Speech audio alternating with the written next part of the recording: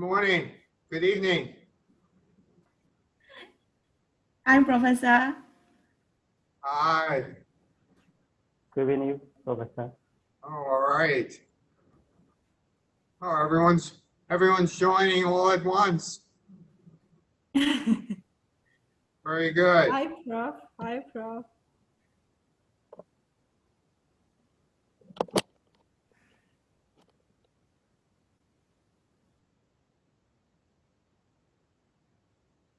So how are things? I think we all are asked to stay at home because the caseload has increased very rapidly for the past week. We have about, I think, more than 2,000 as of today, as of this morning. So we all are bounded at home. I think almost everyone is bounded at home this week. Oh, I see. Yeah, I heard about that. Yes, there are also travel restrictions, Yeah. even within Yangon. Oh, within I think- Yangon. Yeah, Townships? within Yangon. Yeah. Are you able to work it from home? Yes. PSI started working from home since last week. I think only about 25% are allowed to come to office this week. I And see. we will be applying the social distancing policy until things get improved. I see. Yeah, right. Well, that's why we're having this virtual meeting as opposed to face to face. So we're gonna do something a little bit different today. I'm gonna give a short presentation, and then I sent you that case study that you all have, and I'm gonna break it up into groups called breakout rooms. And so you're gonna discuss the case study among yourselves, and then we're gonna all come back and discuss what you talk about, okay? So just another type of activity. Now this is, all right, so I would like to discuss the ethical issues in implementation research. I know many of you are doing that type of activity in Myanmar. It's a very important activity. And essentially, implementation research involves increasing the understanding of how to improve access to health products that have been shown to work, but remain beyond the reach of many who could benefit from them for a lot of reasons. Essentially, implementation research addresses the social and contextual factors such as poverty, the environment, culture, the process of implementation, which, for example, which approach best answers the implementation issue, and also addresses the outcomes of implementation, the clinical process, the clinical endpoints and process endpoints. I mean, was the product able to be used by the people in the township? So essentially, implementation research addresses issues of accessibility, acceptability by the individuals in the community, and appropriateness and feasibility in the communities where the intervention is needed. And as part of this research, satisfying ethical requirements has become a key element in implementation research. So just to be clear, what we're talking about is we know of a tool or product or a drug that we know works.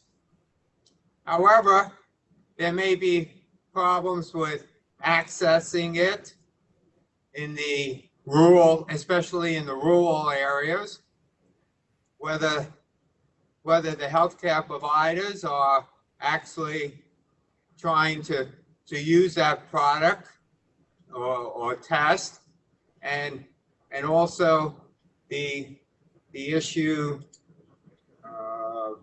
of whether the patient will be compliant with the product. So we want to ask the question, how effective is this product? If we have a product that we know works, the issue is, are people using it in your healthcare system? So that's a major issue. So implementation research raises unique ethical issues for several reasons. One, the research is usually performed involving vulnerable populations with limited access to healthcare. If there's a problem with implementing the tool or the drug, it's because we're dealing with vulnerable populations or marginalized populations who have limited access to the healthcare. Also, the autonomy and decision-making of participants in such situations are likely to be limited. Social authority pressure may lead to forms of forced consent or coercion or undue inducement, which may limit or which may present issues involving informed consent. Also, observations or personal interviews. Sometimes when we want to get data from the research, we do personal interviews or surveys, and that may generate psychological distress, especially when sensitive issues are discussed or recorded. And then there may be concerns with breaches of confidentiality.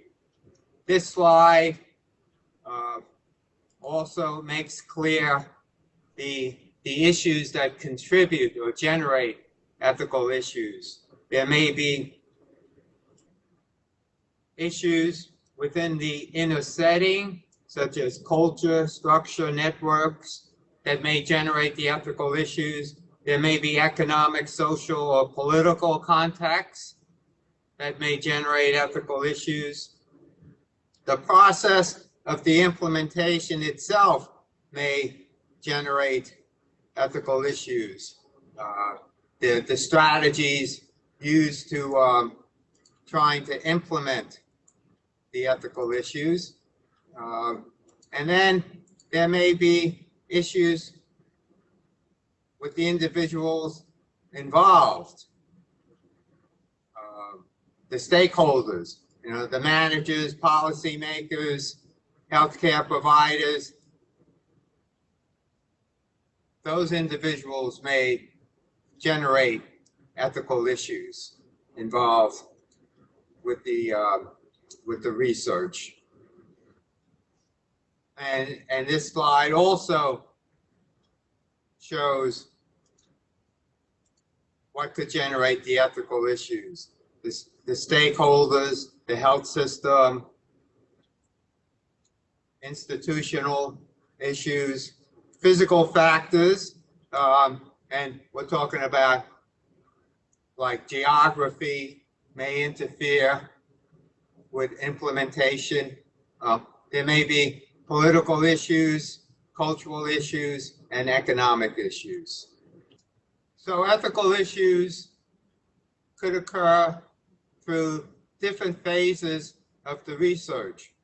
During the planning phase, the implementation phase, and the post-research phase. So ethical issues during the planning phase involves several factors. One, is the research that's being done responsive to the local community needs and priorities? So essentially, are we involving the communities in trying to address what's important to the community? Are we doing research on the high priority infectious disease or the high priority health needs of the community? So the issue is, how are we engaging with the communities? Does it actually address implementation barriers? And so that also involves issues with the community. Have we addressed with the community what are the barriers to implementing a healthcare tool or a healthcare drug? Or for another example would be vaccination. Do we know what the barriers are? So essentially, we do need the input of the local health experts in the communities. And so that's all involved in the planning phase. And then also in the planning phase, we have to identify the stakeholders, and again, with the community engagement. So we need to have an active partnership role with stakeholders, which is crucial in planning the implementation research. And then we have to have certain objectives. Again, as I said before, we need to know how to prioritize the health problems. And we need to know issues about access and how to promote acceptability by the members in the communities. For, again, example, with vaccinations, what are people in the community accepting vaccinations? And if not, why not? And how could we address it? Other issues, how do we identify and recruit participants? How do we establish accountability procedures? And most importantly, how do we develop trust? Now, I want to go over this word equipoise. So let me ask you something.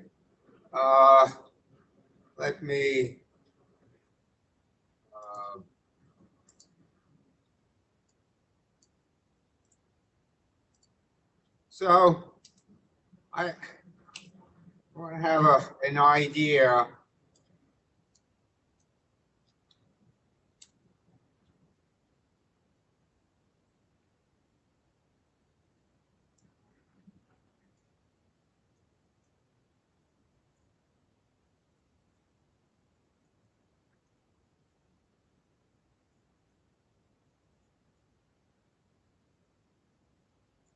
So why don't you go to menti.com and put in this code. And I want to know from you, have you heard of the word equipoise? I just say yes, no, not sure. Okay?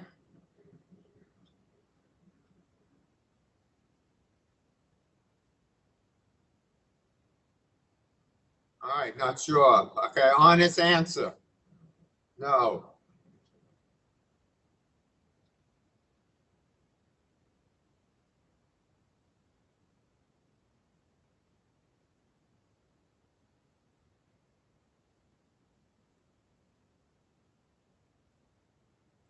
All right, there's let's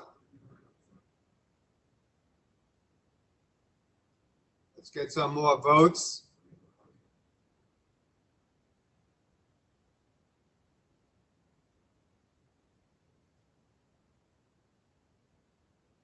There's, all right, 2 people haven't voted.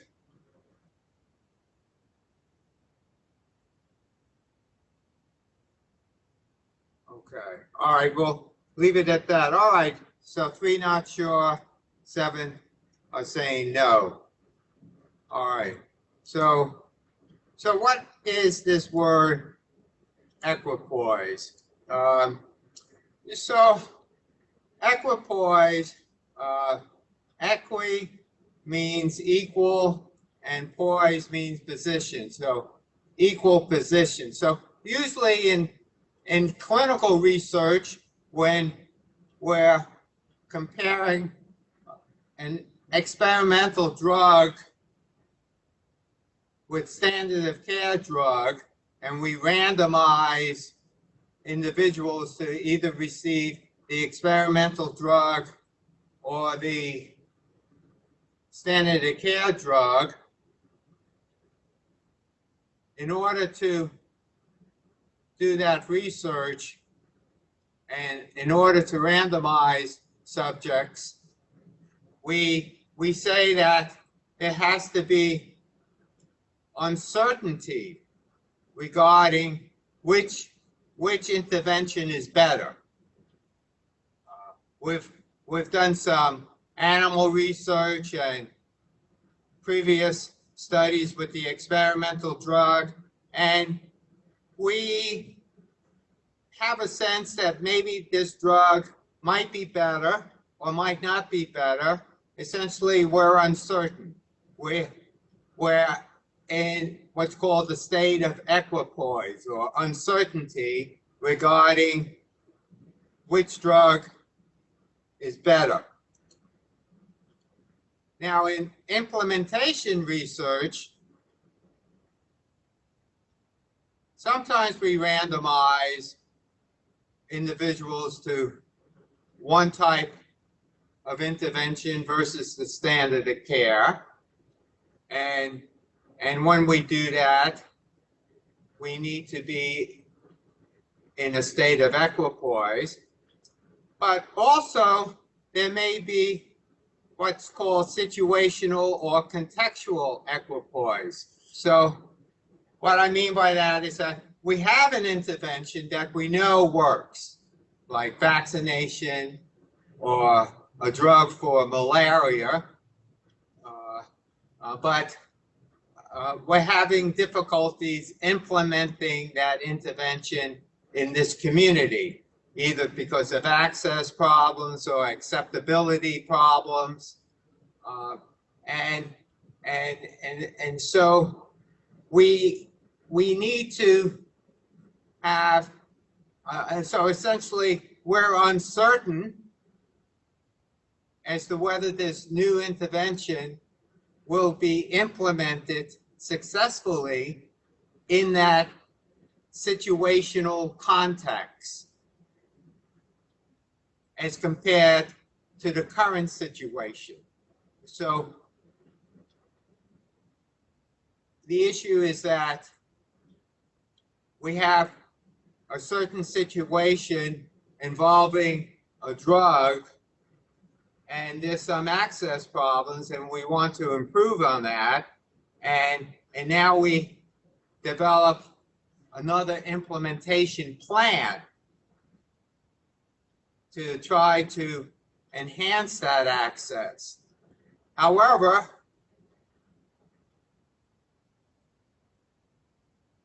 the thinking is that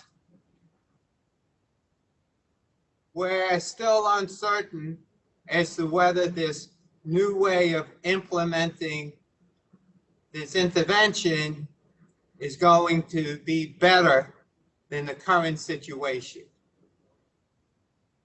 So the other way to think about it is that if we actually think that this new plan to implement this intervention, if we actually think it is better for whatever reason, that it is better than the current way of implementing the tool, then one may say, well, that may be unethical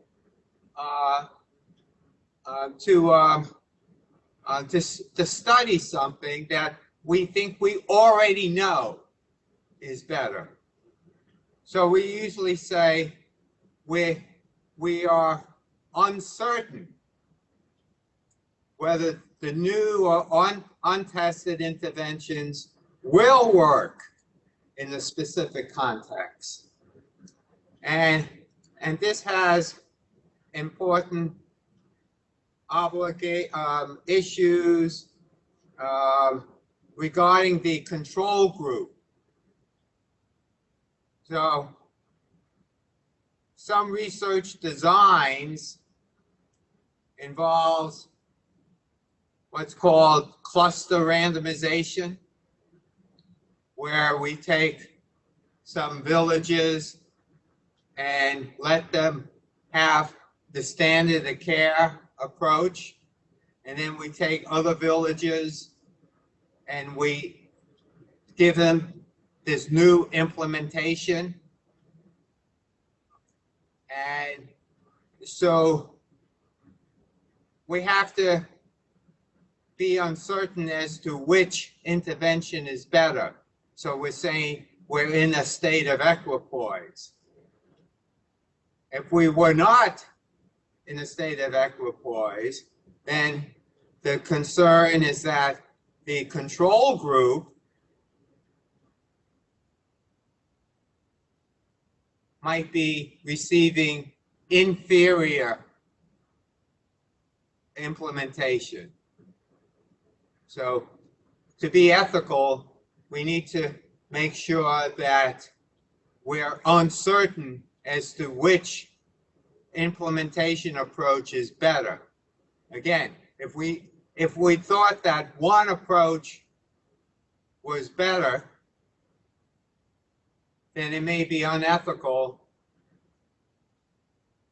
to have the people in the control arm keep on receiving what's considered inadequate standard of care. So that remains an ethical issue, this issue of equipoise.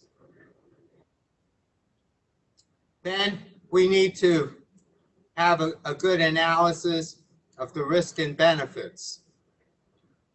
Sometimes individuals, the risk and benefit, the risk to there may be increased risk to the individuals, but benefits to the community. So for example, with vaccination, overall, vaccination is going to benefit the community, but at the individual level, there may be risks to the individuals. Also, there may be risks to different distinct groups. And the analysis of risk and benefits will depend on the research problem, the implementation process, and also the context. Depending on social discrimination and religious concerns, there may be different risks associated with different interventions. So one example, again, would be vaccination, intravenous drug abuse, abortions. That may have different social risks depending on the context. And hence, before we do the research, we're still in the planning phase. We have to perform a very diligent situational analysis to find out what these risks might be. And we have to do it during the planning phase to identify potential risks before the research is done and before the harm is done. Now, ethical issues during the research phase has a lot to do with autonomy and informed consent. So there may be issues in which, especially if we do a cluster design where we do an intervention to a whole village,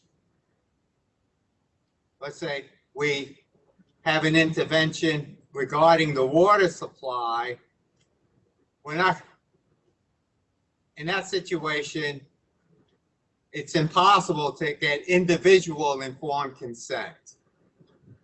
So the IRB, the Research Ethics Committee, will waive the informed consent.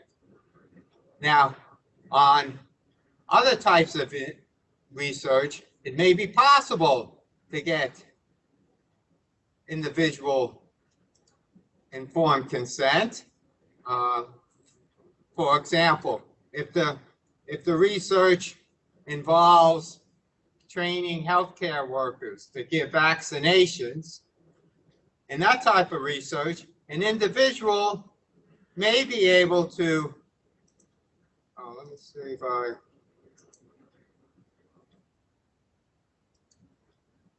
an individual may be able to refuse the injection from the healthcare worker. And then other issues may involve permission from the community leader, and are we dealing with the appropriate representative for the community leader? And then other issues involve, again, community engagement and transparency and fair selection of representatives from the community.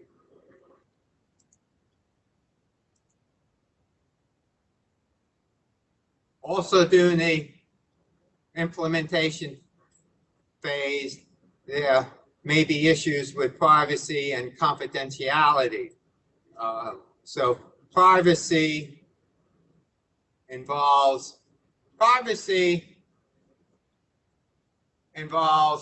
people being able to control who has access to themselves, their data, their bodies, their physical presence. So if we're doing interviews, are we doing the interviews in public spaces so that the interviews are private? And also, if we're getting identifiable information, when is it appropriate to de-identify that information to researchers or other researchers who want access to the data?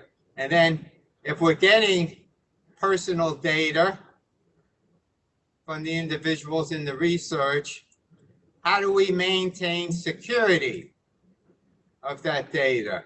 And who else has access? Are we going to give identifiable information to the sponsors of the research? Are we going to give identifiable information to the government? Is that necessary? Or is it only necessary to give de-identify information? So then, post-study, there are several ethical issues. Who owns the data? Do the research participants, do the researchers own the data, the sponsors, the government? And what are plans about sharing the data with other investigators? So who has post-study access to the data? And how do we disseminate the research findings? How do we give feedback to the communities themselves and to other stakeholders, like the sponsors? And how do we inform the policymakers about these data? Because ultimately, we're getting the data to develop new policies.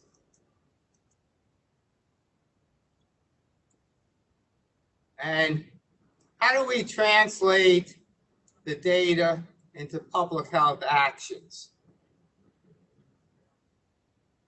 That's the inherent nature of implementation research. After the research is done, how do we scale scale it up? And how do we sustain it? So if we do implementation research and we haven't thought about scaling it up or sustaining it, then the research wasn't appropriate to be done. So we have to, what are the mechanisms? So we have to promote a culture of evidence-based decision-making. We have to engage the policymakers, propose actionable suggestions. So this would be actionable research. And again, we have to identify the barriers and propose strategies to overcome these barriers. Then there's issues about benefit sharing. How do we share the benefit with the host community to achieve social justice? What's the role of the researchers? How do they advocate for sustainable translation of the research findings? And what is their role in building research capacity and health system strengthening after the research is done? So again, with the research capacity and health system strengthening, what are the plans for training, capacity building, developing infrastructure? Essentially, how do we build sustainable research capacities? And health system strengthening, technology transfer, health information improvement, post-intervention scaling up. And how do we identify the responsible actors who will participate in strengthening the health system? So let me end with this slide. These are the ethical issues involved in implementation research. We have autonomy, involving privacy, confidentiality, informed consent, cultural sensitivity, justice. How do we achieve equity? How do we provide benefits to the worst off? Ownership of data and sharing of data. Engagement, community engagement. How do we empower? How do we identify the stakeholders? How do we empower the stakeholders? Social value. Is the research responsive to the priority needs of the community? In terms of beneficence, how do we enhance capacity building? How do we analyze risk and benefits? And are we in the state of equipoise? And what are the accountability mechanisms to ensure sustainability? And who are the responsible actors to help with implementation after the research is done? So that's, let me bow down. That's the ethical issues.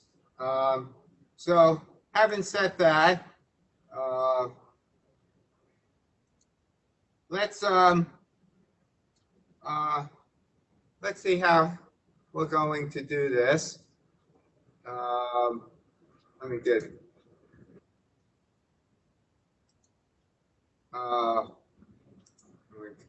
stop sharing. Right, so on.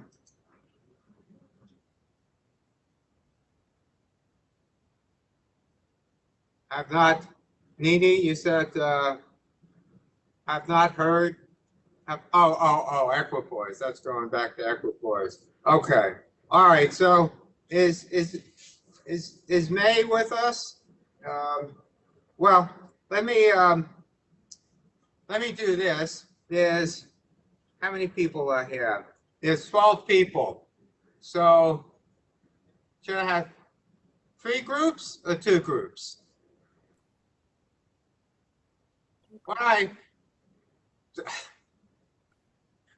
Is this a victory sign? Okay. All right. I'm gonna put you into two groups. Okay. I asked. It's like community engagement. I'm letting you guys prioritize. Okay. So I'm gonna put you in two groups. You all have the case, right? Okay. So I want you to discuss the case for about 15 minutes, and then we'll come together, 15, 20 minutes. According to our group discussion, and for number one, and then we thought that and there is an etiquette imperative to engage with the nomadic community in this case before implementations, because in this paragraph we found that and they did research, they did their business need assessments. So before starting and the implementation, they did all their assessment, what they have been implemented. That's why we do think and they have a ethical imperative to engage with the community. Okay, and again, I wasn't able to hear you, and the reason for that is what? And the reason is that they did their business need assessment. Okay, all right. What kind of assessments? And they assess their knowledge on the location of the nomadic population and the lack of logistic support, lack of community engagement in the vaccination, because that they found that 70% of children in nomadic population have not been vaccinated. And they have the poor coverage. That's why they did. Okay. They did analysis for the basic need assessment. Okay. All right. Good. Other thoughts? This is again from group one, just to add, I think as we keep discussing and digging, when we come to the end, around some ethical, more considerations and all those things, we felt that the community engagement processes wasn't sufficient, because this, we were thinking so many things, because this nomadic, and the nature of nomadic is that they keep moving and then having all those GPS in their systems and all those things. We weren't sure in reality that these people will be easily accepting this kind of vaccination program with those smartphones and GPS systems. Yeah, we were still in discussing and all those things, while we think there was a yes, but there is a big but as well in the story. So yeah, just to add. Right. Okay. All right. Good. Yeah. So you're trying to institute a lot of things, and essentially you want to build up trust with the populations, and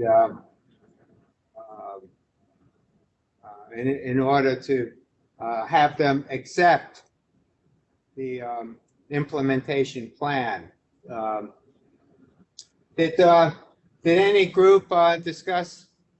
I know this is as we saw, a new concept, equipoise. So the issue is, we know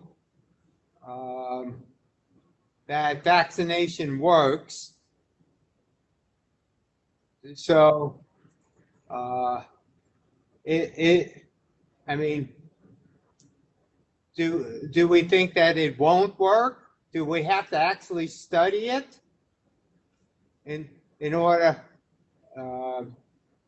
to know whether it's going to work or not? I mean, essentially, what? Let me see how I could. Yeah, let me do this. Let me stop sharing. So I just want to make a point here. we know the vaccination is effective efficacy. We know it works, but then we have the term effective.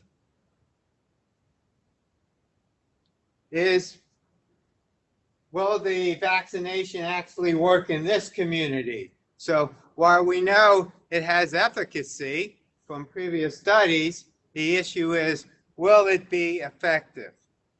And we're really uncertain about that. And so we say we're in a state of uncertainty regarding this implementation plan.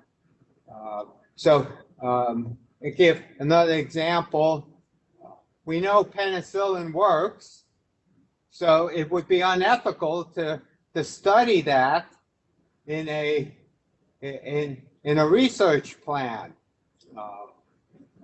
Now, the same thing with vaccination. We know it works, but we don't know if it's going to be effective in this community because there may be issues about access, affordability, and acceptability with these communities. So that's the issue with equipoise. All right. So what about the method of community engagement? How did the investigators try to communicate to the community about the implementation research? What method did they use for communication? CBBR. What's that? CBBR. Our group discussed that it is CBBR.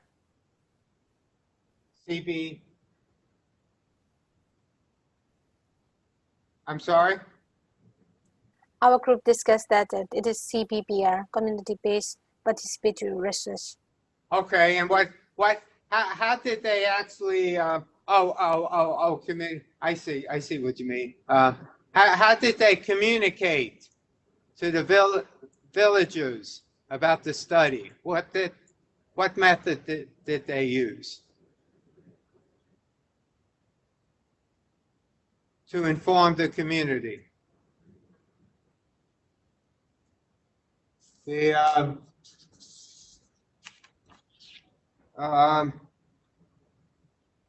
Let's see now. 1, 2, 3, 4. In the 5th paragraph, in order to increase awareness,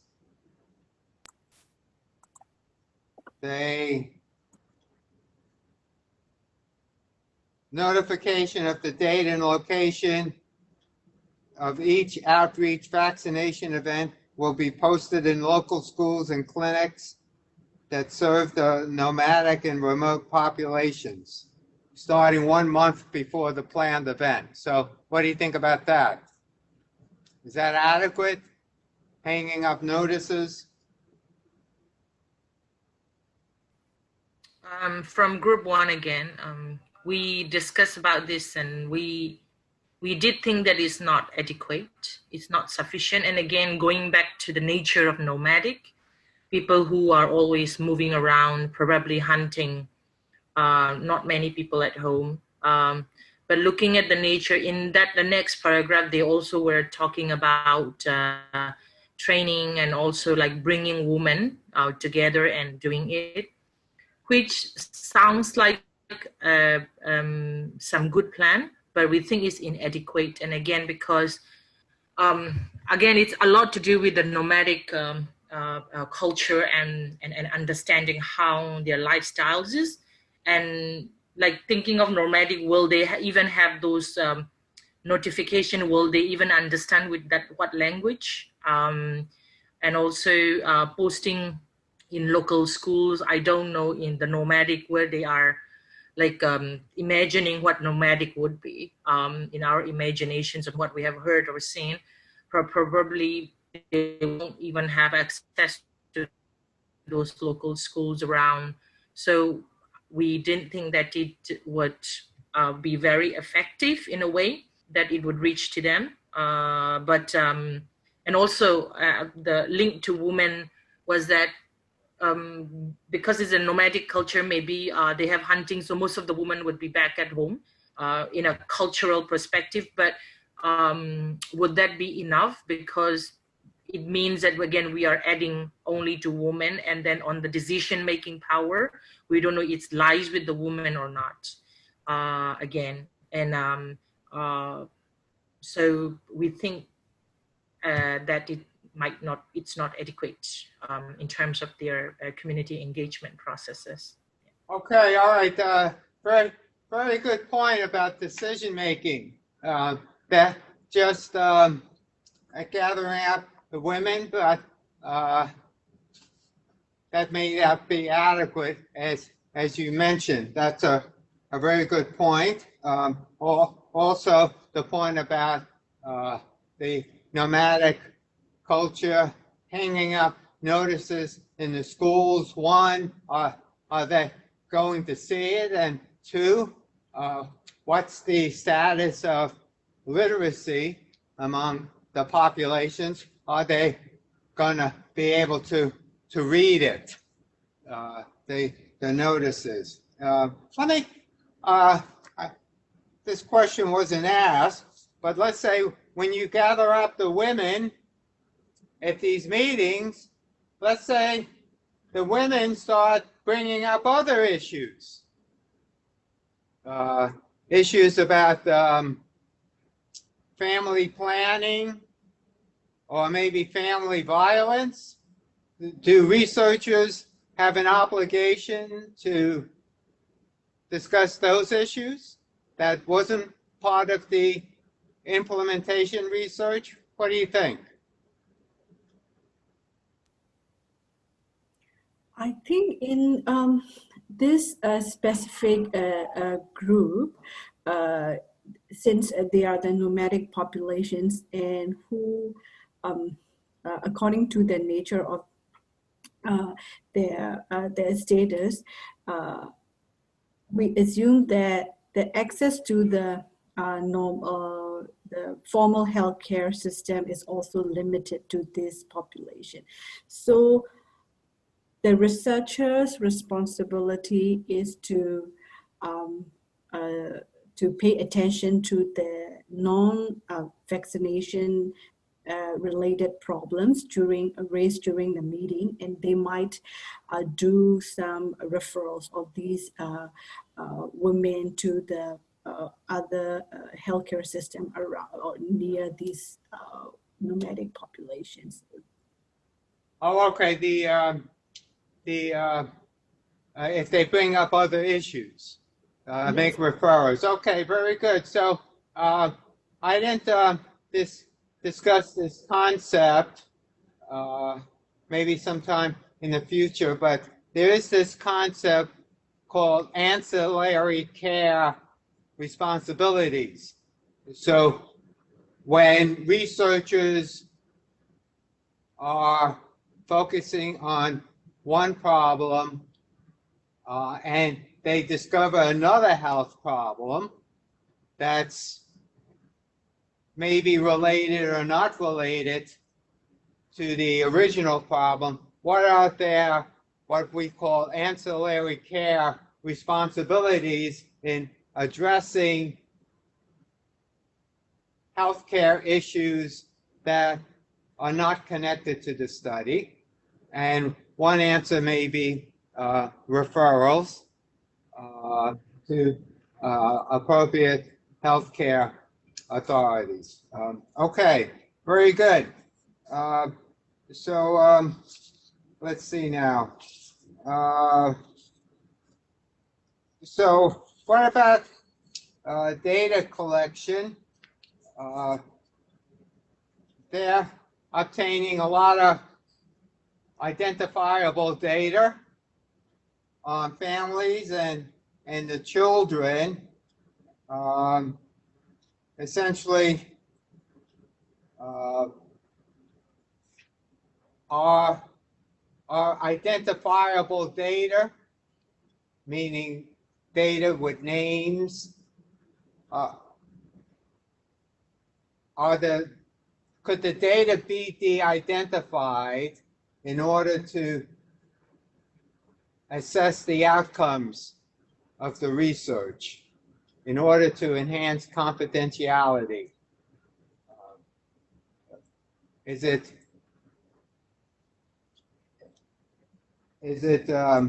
important to de-identify the data to protect? Okay, all right, yes. It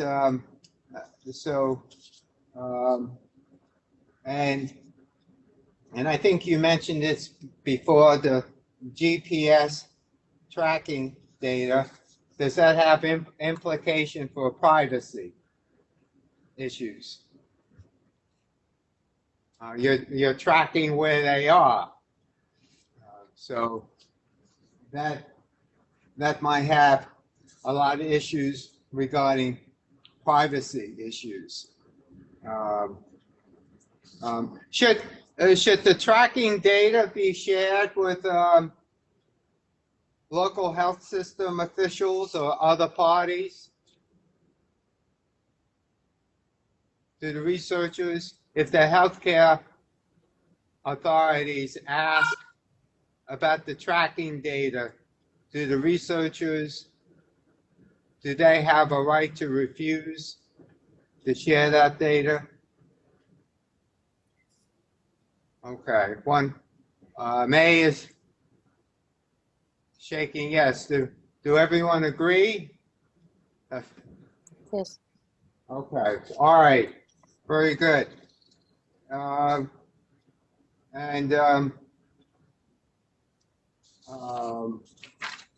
me just,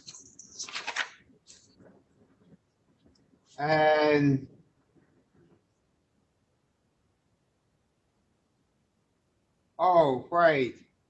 And the last, I don't know if you got to this paragraph, but what about the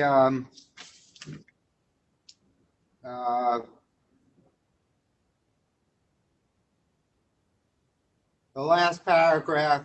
The nomadic groups are engaged in hunting wild animals, and the forest officials want to know where they are. Yeah. Do the researchers have an obligation to share that data with the, no, right, okay. All right, very good. So, in this case, a lot of issues about community engagement, and other issues regarding privacy and confidentiality. I think the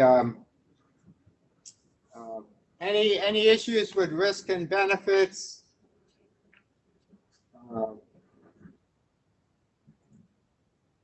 Is this a risky study in terms of the vaccination itself?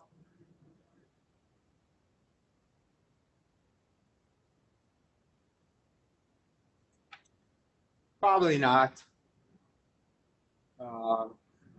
So the major issues are regarding community engagement,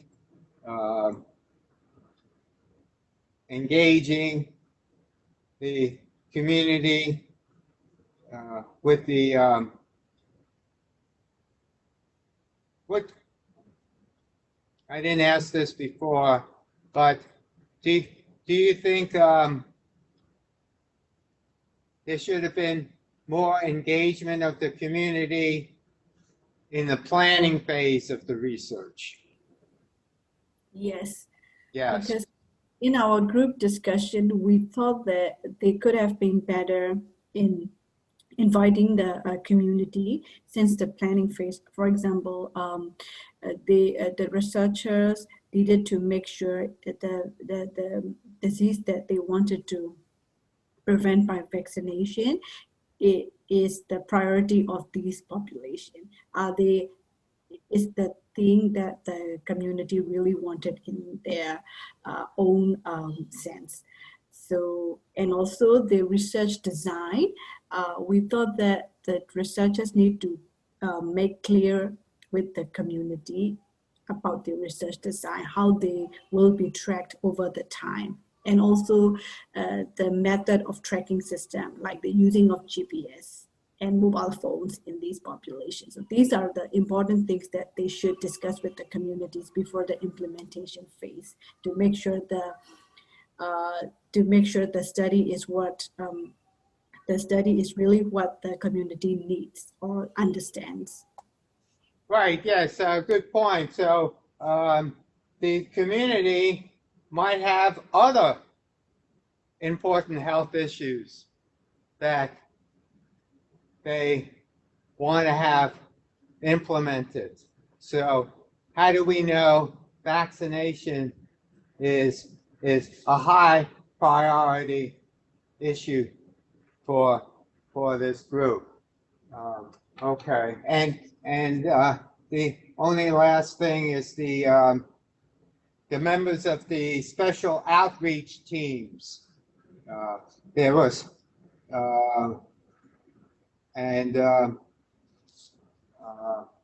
nothing was said about whether any of these members of the special outreach teams would be coming from the community themselves, and that would build even more trust. Okay. All right. All right, very good. That was a good discussion. I will send you, I got this case from the WHO, World Health Organization, prints out a large document regarding ethical issues and implementation research, and I took this case from their book, and I'll share with you their discussion points, but you already brought up the major issues. Okay, and so I'll send that out to you all. Okay. Any other final thoughts? I kept you for a long time. Thanks for sticking it out with me. Okay. All right. So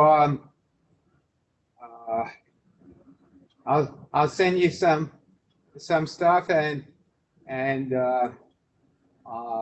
I'll share with you again. Hope you could join the workshop in November, and I'll discuss with other members of your group and see when we could plan for more sessions in the future.